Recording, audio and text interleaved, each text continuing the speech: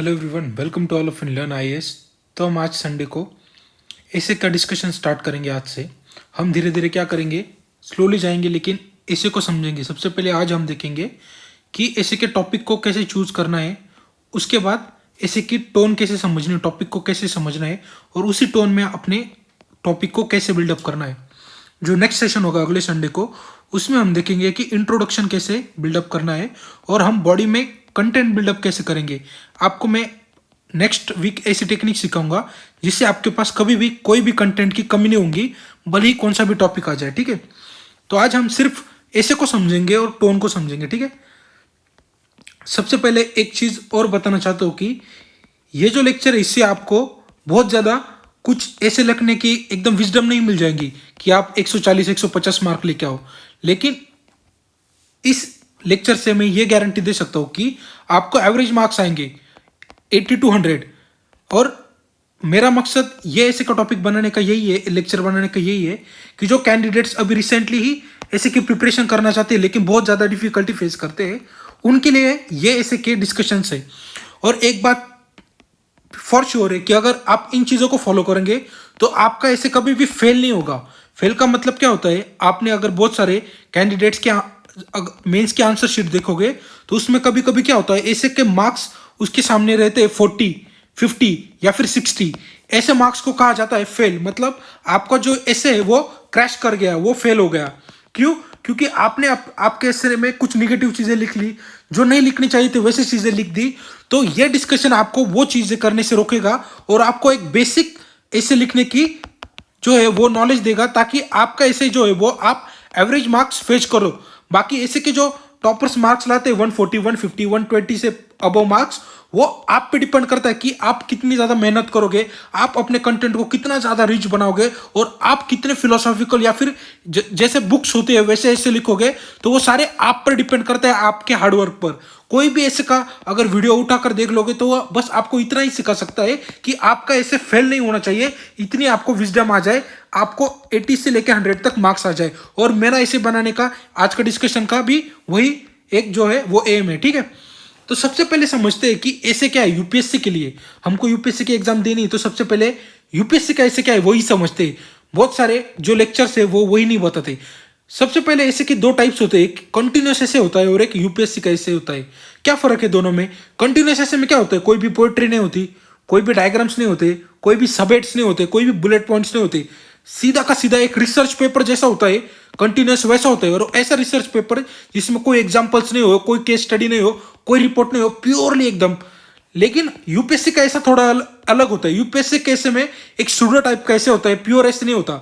Pseudo type का ऐसे क्या मतलब, आप उसमें रिपोर्ट्स कोट कर सकते हो, आप उसमें सब एड्स कोट कर सकते हो, आप एक या दो डायग्राम भी कोट कर सकते हो या फिर पिक्टोरल टूल भी यूज कर सकते हो, चार्ट। आप उसमें ग्राफ्स भी दिखा सकते हो, आप पाई चार्ट भी दिखा सकते हो और आप फ्लो चार्ट भी दिखा सकते हो या फिर आप स्कीमेटिक्स भी दिखा सकते हो अपने यूपीएससी के ऐसे में। मतलब यूपीएससी का ऐसे रिजिड नहीं होता, प्योर नहीं होता, एक सूडो टाइप का ऐसे होता है। ठीक है, बहुत सारे कैंडिडेट्स अपने जो ऐसे उसमें ग्राफ्स ऐड करते हैं, छोटा सा एक ही ग्राफ ऐड करते, ज्यादा ये नहीं करते और उससे भी मार्क्स आ जाते, फेल नहीं होता ये ऐसे। लेकिन यहाँ पर एक टिप है कि पॉसिबल हो तो आपके ऐसे को आप पैराग्राफ फॉर्म में ही लिखोगे। आप कभी भी 1 2 3 ये नंबर बिल्कुल नहीं आने चाहिए। बुलेट पॉइंट जो है वो स्ट्रिक्टली अलाउड नहीं है। ठीक है, मतलब सबसे पहले चीज आप ध्यान रखोगे कि ऐसे को पैराग्राफ्स में लिखोगे।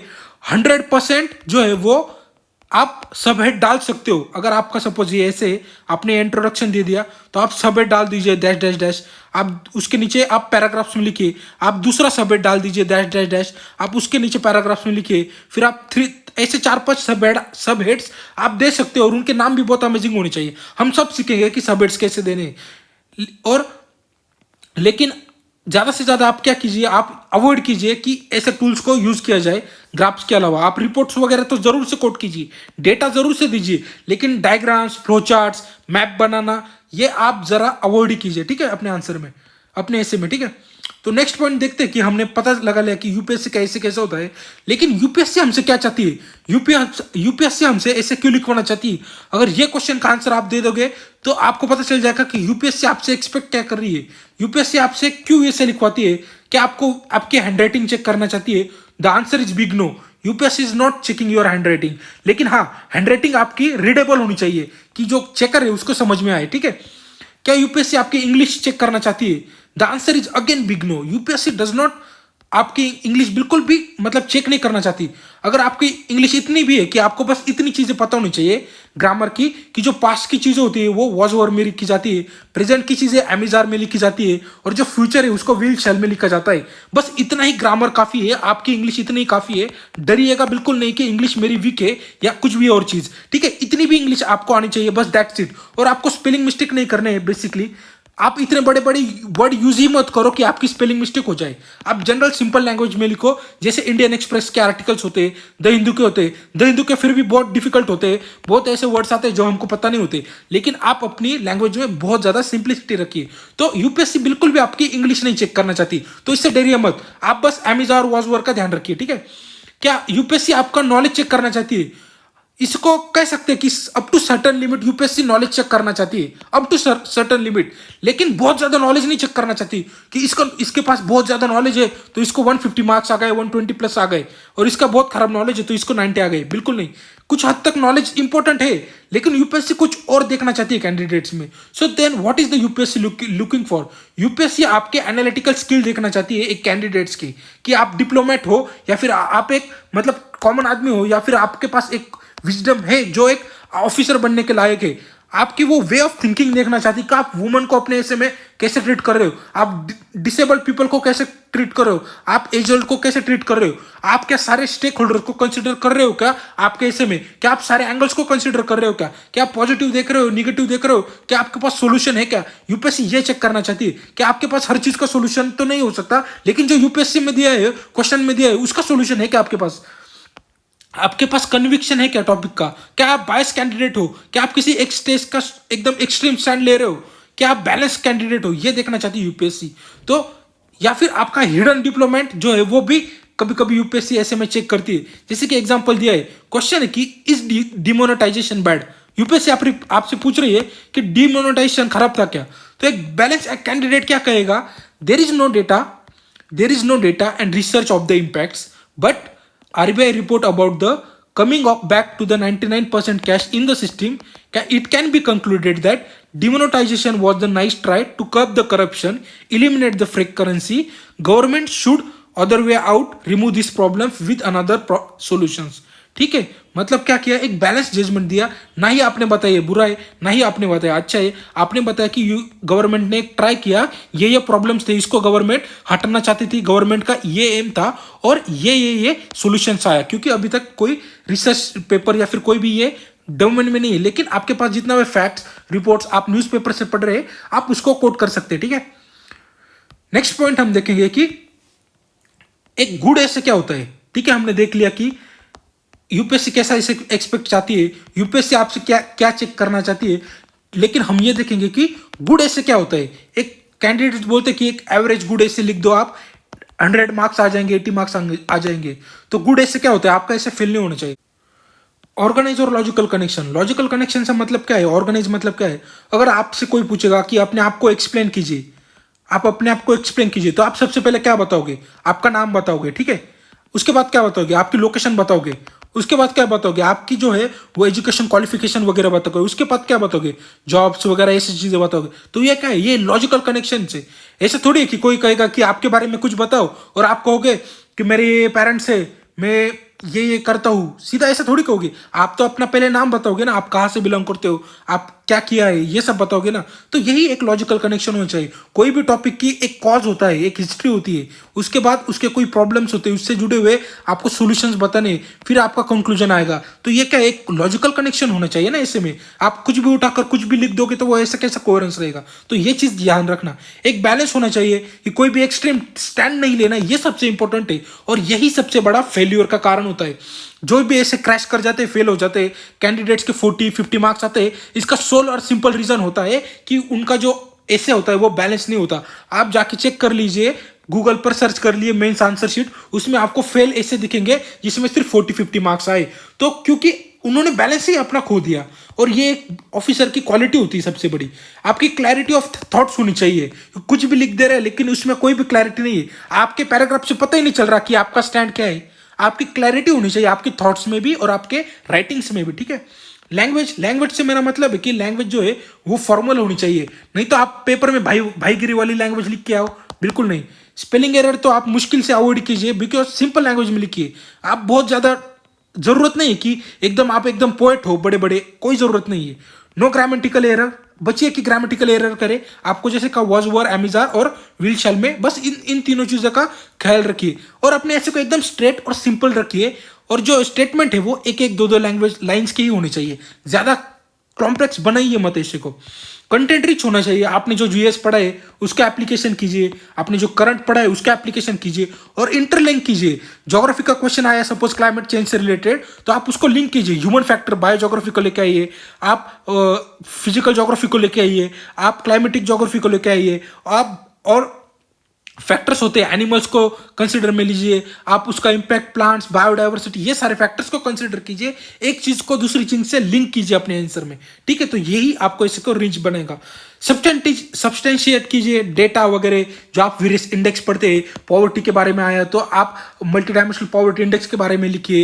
इनोवेशन क्या है तो ग्लोबल इनोवेशन इंडेक्स के बारे में लिखिए। आप एग्जांपल्स दीजिए अच्छे अच्छे कि यहाँ पर ऐसा हुआ, वाटरमैन कौन है हमारे इंडिया का, ये नोबेल प्राइज इसको मिला, इन्होंने बहुत अच्छा काम किया जो है वो स्किल इंडिया मिशन में, या फिर उन्होंने जो हमारा स्वच्छ भारत अभियान है इसमें काम किया, यहाँ पर बहुत अच्छा है। ये एग्जांपल दीजिए। आप कोट्स कीजिए बड़े बड़े ग्रेट थिंकर को, सिंपल सिंपल कोट्स, अपने खुद के कोट्स जो है तोड़े मोड़े वो मत रखिए, सिंपल सिंपल कोट दीजिए ताकि अपने आंसर को, अपने पैराग्राफ्स को आप सब्सटेंटिएट कर सके। आप रिपोर्ट्स लिखिए, ठीक है।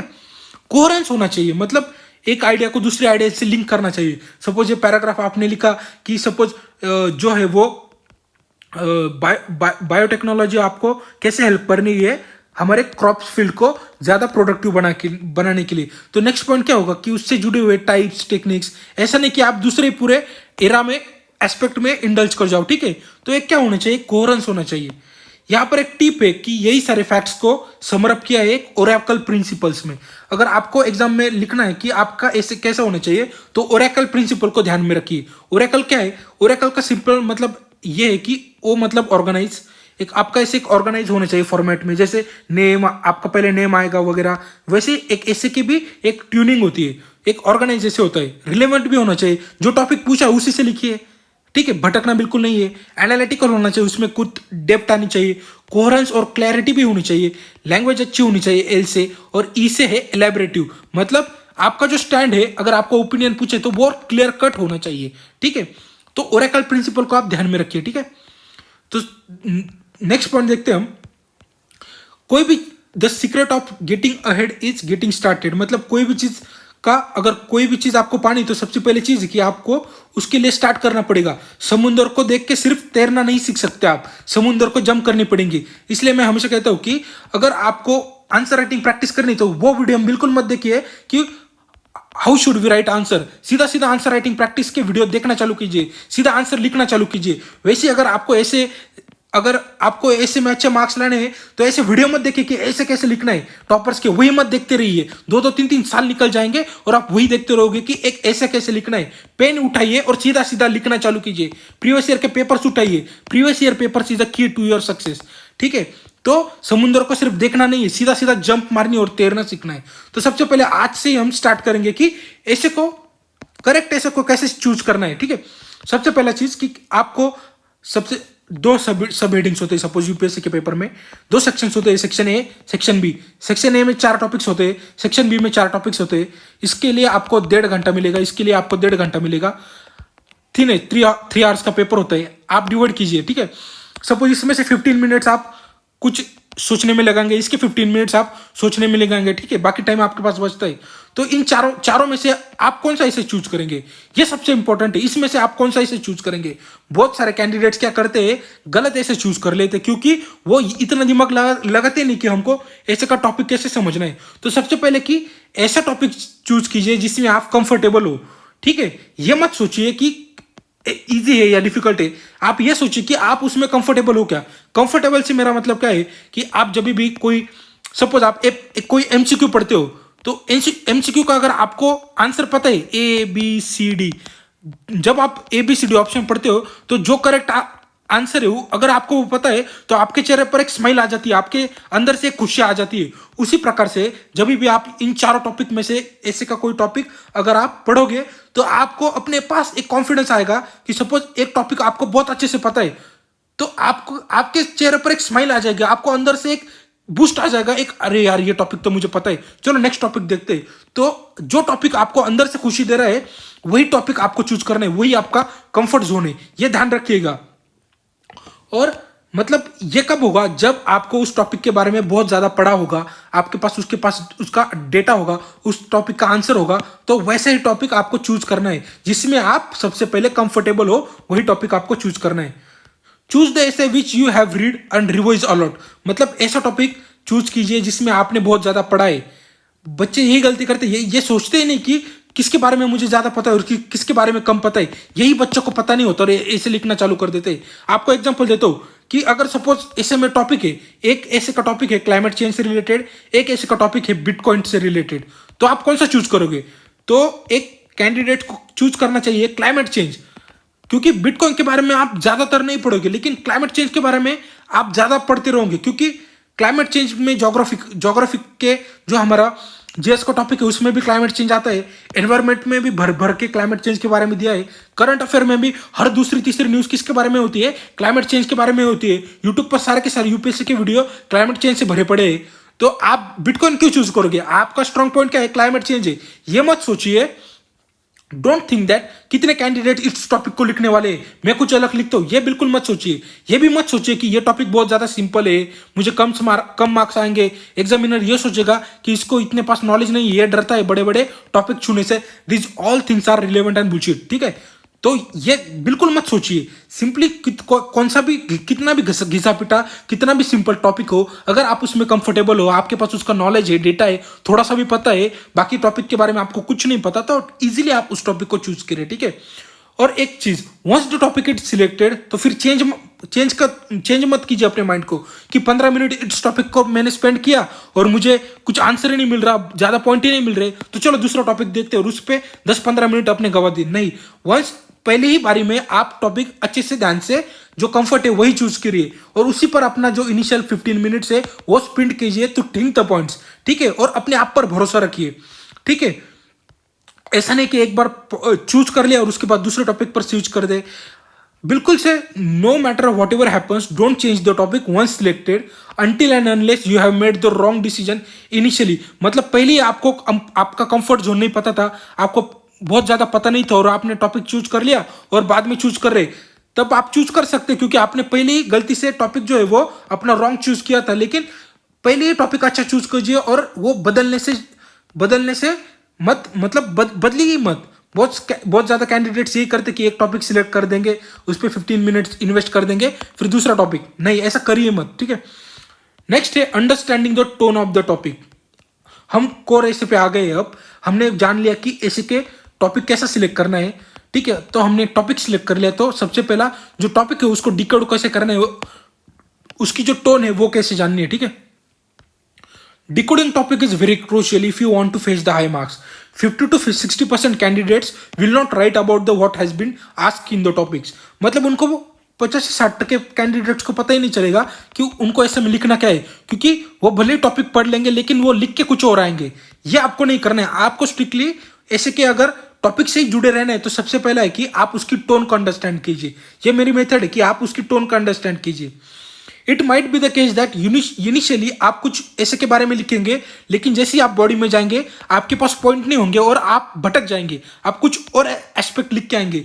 तो इसके लिए ऐसे के टॉपिक की जो टोन है वो समझना इंपॉर्टेंट है। तो हम टाइप ऑफ टोन देखेंगे कि कौन से टाइप ऑफ टोन होते हैं। एक होता है पॉजिटिव टोन, एक होता है निगेटिव, कोई न्यूट्रल भी होता है, फ्यूचरिस्टिक, ओपिनियन बेस्ड या फिर एब्स्ट्रैक्ट भी हो सकता है। तो सबसे पहले हम देखते हैं कि पॉजिटिव टोन कैसी होती है। पॉजिटिव टोन मतलब कोई भी क्वेश्चन का जो व्यू दिया है वो पॉजिटिव हो। जैसे कि एग्जांपल दिया है, the new economic model in India is marching toward the great glory. मतलब हमारे इंडिया का जो न्यू इकोनॉमिक मॉडल है वो इंडिया को एक ग्रेट ग्लोरी की तरफ लेके जा रहा है। तो आप अपने ऐसे में क्या लिखोगे, सारे पॉजिटिव टोन में अपने जो आर्गुमेंट्स है वो लिखोगे। जैसे कि हमारे न्यू इकोनॉमिक मॉडल ने क्या एडवांटेज दी जिससे हम ऊपर जाते जा रहे हैं, हमारी जीडीपी कैसे बढ़ रहा है, ये वो सारे पॉइंट्स। और आप चाहो तो आप निगेटिव पॉइंट्स भी दे सकते हो, लेकिन ये बात याद रखना कि आपके ऐसे की टोन पॉजिटिव है और आपका ऐसे भी उसी तरह से ड्राइव होना चाहिए। नेक्स्ट टोन होती है कि कुछ ऐसे की टोन निगेटिव होती है, जैसे कि there is a enough for every one's need but not for every one's greed. ये महात्मा गांधी का कोट है और इसमें यह बता रहा है कि सबकी नीड फुलफिल करने के लिए ये अर्थ की कैपेसिटी है, अर्थ में बहुत ज्यादा है कि वो सबकी नीड फुलफिल कर सकती है, लेकिन इतना नहीं कि सबकी ग्रिड भी फुलफिल कर सके। ठीक है, मतलब ये कौन कौन टोन क्या है, ये निगेटिव टोन है। ये गांधी जी बताना चाहते हैं कि आप जो है वो ग्रिड को कम कीजिए, ये निगेटिव टोन है। तो आपका जो ऐसे होगा वो इसी टोन में आपको राइट करना पड़ेगा। ठीक है, न्यूट्रल भी टोन हो सकती है कि बस एक स्टेटमेंट दिया है जनरल की gender equality turning promises into reality, एक न्यूट्रल है, ना पॉजिटिव समझ रहा है इससे ना निगेटिव समझ रहा है। ठीक है, ऐसे भी टोन होती है यूपीएससी एसएस की।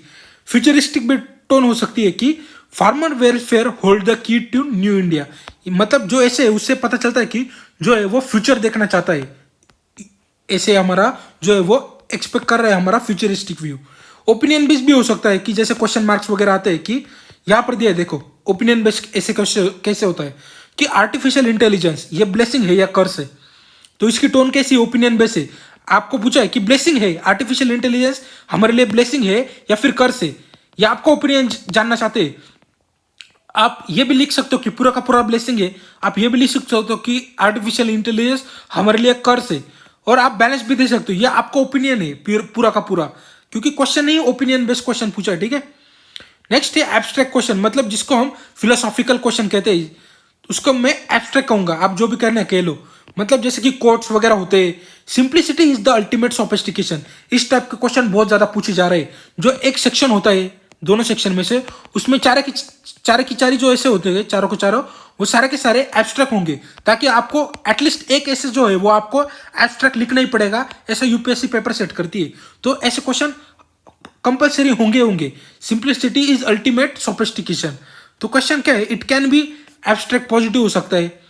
ये क्वेश्चन की टोन क्या है, simplicity is the ultimate sophistication, ये जो टोन है वो पॉजिटिव एब्स्ट्रैक्ट है, मतलब कुछ अच्छा चीज हमको सिखा रही है कि आप सिंप्लिसिटी रखेंगे वही अल्टीमेट सोफिस्टिकेशन है। ठीक है, लेकिन एब्स्ट्रैक्ट पॉजिटिव होने के साथ साथ एब्स्ट्रैक्ट नेगेटिव भी हो सकता है, या फिर एब्स्ट्रैक्ट जो है वो न्यूट्रल भी हो सकता है, या फिर एब्स्ट्रैक्ट जो कोट है वो फ्यूचरिस्टिक भी हो सकता है, या फिर जो कोट है वो ओपिनियन बेस्ड भी हो सकता है। ठीक है, कोई भी टाइप का हो सकता है एब्स्ट्रैक्ट क्वेश्चन। ठीक है, तो हमने ये सारे टोन जान लिए, तो आज हम प्रैक्टिस करेंगे कि जो टॉपिक्स है उसको हम क्रैक कैसे करेंगे टोन को। ठीक है, ये हम सबसे पहले अंडरस्टैंड करेंगे। तो सबसे पहले है कि is science Panacea for the all problems, यहां पर क्वेश्चन मार्क है, तो ये प्योरली क्या है, इसका टोन है ओपिनियन बेस्ड टोन। मतलब ये हमसे पूछ रहा है कि साइंस सारे प्रॉब्लम्स के लिए सॉल्यूशन है क्या, रामजड़ उपाय है क्या, रामबाण उपाय है क्या, ये पूछ रहा है हमसे question. Is science Panacea for all problems, तो आपका आंसर यस हो सकता है, आपका आंसर नो हो सकता है, या फिर आपका आंसर यस प्लस नो, मतलब दोनों भी हो सकता है कि साइंस सारी चीजों के लिए सॉल्यूशन है, साइंस सारी चीजों के लिए सॉल्यूशन नहीं है, या फिर साइंस कुछ चीजों के लिए सॉल्यूशन है और कुछ चीजों के लिए सॉल्यूशन नहीं है। ठीक है, तो यूपीएससी अगर आपसे कुछ एक्सपेक्ट कर रही है तो वो है बैलेंस। तो आप आपके आंसर में लिख सकते हो, कुछ भी लिख सकते हो, इससे कोई प्रॉब्लम नहीं होगा, लेकिन ये जो टोन है इसको क्रैक करना इंपॉर्टेंट है, ओपिनियन बेस है, मतलब आपको फुल फ्लेक्सिबिलिटी है। ठीक है, ये टोन है। ठीक है, नेक्स्ट हम क्वेश्चन देखेंगे, सेम सेम क्वेश्चन मैंने पूछा है, लेकिन उसकी जो टोन है वो चेंज की है मैंने। देखता है कैसे, यहां पर पूछा था ओपिनियन बेस्ड क्वेश्चन था, लेकिन ये जो है वो स्टेटमेंट है, science is Panacea for all problems. मतलब यूपीएससी ने एक स्टेटमेंट दी है कि साइंस ही सॉल्यूशन है हर प्रॉब्लम्स का। ये सिंपल है, और ये टोन क्या है, पॉजिटिव टोन है कि साइंस जो है वो सॉल्यूशन है हर एक चीज का, और इसी के टोन पर आपको पूरा का पूरा आपका आंसर बिल्ड करना है। यूपीएससी यहाँ पर आपका ओपिनियन नहीं पूछ रहा, यूपीएससी ने आपको सीधा सीधा बता दिया, भाई देखो ऐसी ऐसी कंडीशन है, साइंस जो है वो सॉल्यूशन है हर प्रॉब्लम का, अब आप ऐसे लिखिए। तो आपको जो आर्गुमेंट्स देने पड़ेंगे, आपको ऐसे आर्गुमेंट्स देने पड़ेंगे जो इस स्टैंड को स्ट्रेंथन करते हो, कि ऐसे आर्गुमेंट्स देंगे आप कि इससे पता चलता हो कि यार साइंस से सारे के सारे प्रॉब्लम्स सॉल्व हो रहे हैं, मतलब साइंस जो है वो रामबाण उपाय है सारे प्रॉब्लम्स का। ठीक है, ऐसी टोन है, ये पॉजिटिव टोन है। ठीक है, नेक्स्ट देखते हैं हम, is digital economy a leveller और a source of inequality. Question यहाँ पर आपके फिर से ओपिनियन जानना चाहता है, आप क्या मानते हो, डिजिटल इकोनॉमी एक लेवलर है या फिर ये इनइक्वालिटी क्रिएट कर रहा है? ठीक है, तो आप पॉजिटिव भी लिख सकते हो कि yes digital economy inequality create कर रहा है। आप नेगेटिव भी लिख सकते हो यस डिजिटल इकोनॉमी इनइक्वालिटी नहीं क्रिएट कर रहा। ये आप पे डिपेंड करता है, क्योंकि यूपीएससी ने आपसे ओपिनियन पूछा है, इसकी टोन ओपिनियन बेस्ड है। लेकिन अगर आपको इसको डीप थिंकिंग दोगे तो आपको पता चलेगा कि यूपीएससी जो है वो डिजिटल इकोनॉमी का डाउट कर रही है कि डिजिटल इकोनॉमी इक्वलिटी क्रिएट करेगी, ऐसा डाउट है यूपीएससी को, इसलिए यूपीएससी ने आपसे पूछा है। तो आपको अगर टोन या फिर डीप मीनिंग समझ आए तो उसी टोन पर आप अपना जो है वो आंसर बिल्डअप कीजिए। ठीक है, नेक्स्ट एग्जांपल है कि non alignment has lost its moment relevance in the multipolar world. Sorry, मैंने गलत पढ़ लिया। क्वेश्चन है कि has non alignment moment has lost its relevance in multipolar world. मतलब क्वेश्चन आपसे पूछ रहा है कि नॉन अलाइनमेंट मूवमेंट ने क्या अपना रिलेवेंस खो दिया है आज के मल्टीपोलर वर्ल्ड में। ये भी ओपिनियन बेस है, क्योंकि यूपीएससी आपको ओपिनियन पूछ रही है। यूपीएससी आस्क दिस ऐसे बिकॉज ये ऐसे यूपीएससी ने इसलिए पूछा क्योंकि ये फैक्ट बन चुका है, और आपको इस क्वेश्चन के साथ जस्टिस करना है by giving strong arguments in favour. इसके फेवर में यस नॉन अलाइनमेंट मोमेंट अपना जो रिलेवेंस है वो खो चुका है, इसके स्ट्रॉन्ग आर्गुमेंट दीजिए, या फिर आप डिसफेवर भी कर सकते हैं, एंटी फेवर भी आर्गुमेंट दे सकते हैं कि नाम जो है वो अपना रिलेवेंस आज भी बरकरार रखा हुआ है, ये भी आप बता सकते हैं। या फिर आप कुछ स्ट्रॉन्ग आर्गुमेंट दे सकते हैं कि ये रिलेवेंस खो चुका है, और कुछ आप स्ट्रॉन्ग आर्गुमेंट दे सकते हैं कि इसका रिलेवेंस आज भी जिंदा है। तो ये आप पे डिपेंड करता है कि आपको ऐसे कैसे लिखना है। ठीक है, लेकिन ज्यादातर कैंडिडेट्स यही करते हैं, पॉजिटिव लिखेंगे, कुछ निगेटिव लिखेंगे और आपका कंक्लूजन देंगे। ठीक है, बैलेंस ऐसे ही इंपॉर्टेंट की है, सारे के सारे ऐसे लगभग बैलेंस ही लिखे जाते हैं। हार्डली कुछ ऐसा होगा जो सिर्फ पॉजिटिव टोन में या फिर सिर्फ निगेटिव टोन में लिखे जाते हैं। ठीक है, नेक्स्ट एग्जांपल है कि fulfilment of new woman is a myth. ये क्या है, ये स्टेटमेंट है, प्योर स्टेटमेंट है, निगेटिव टोन की स्टेटमेंट है। देखो निगेटिव कैसे, कि क्वेश्चन कह रहा है कि न्यू इंडिया जो है, न्यू वुमन की फुलफिलमेंट, ये एक मिथ है, ये हो ही नहीं सकता। न्यू वुमन मतलब क्या है क्वेश्चन, इसकी टोन जो है वो निगेटिव है, पॉजिटिव नहीं है। क्यों?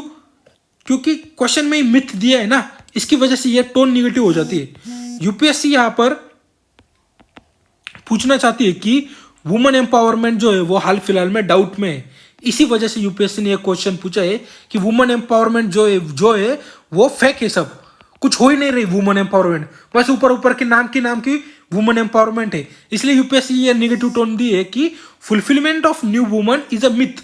तो आपको जो अपना आंसर बिल्ड करना है वो निगेटिव टोन में ही बिल्ड करना है। आप जो अपने आर्गुमेंट दोगे तो उसी पॉइंट के दोगे जिससे ये पता चलता है कि हाँ न्यू वुमन जो है वो मिथ है। आपके सारे पॉइंट्स ऐसे होंगे कि इससे पता चलेगा कि ऐसे ऐसे हुआ है कि वुमेन एम्पावरमेंट ये सारा का सारा बस्टेड मिथ है।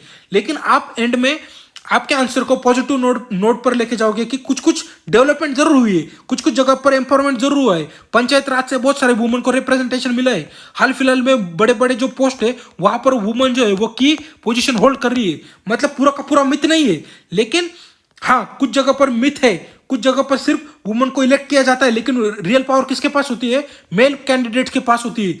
ऐसे पॉइंट्स को आपको आर्ग्यू करना है, लेकिन जो टोन है नेगेटिव टोन उसको आपको अपने आंसर में नहीं भूलना है। ठीक है, तो हमने ये जान लिया कि यूपीएससी का ऐसे क्या होता है, यूपीएससी क्या चाहती है हमसे। ठीक है, ये सारे के सारे पॉइंट्स हमने देख लिए। तो ये था आज के डिस्कशन में। नेक्स्ट ऐसे में हम देखेंगे कि इंट्रोडक्शन कैसे लिखना है और बॉडी कैसे डेवलप करनी है। तो thank you very much for the discussion.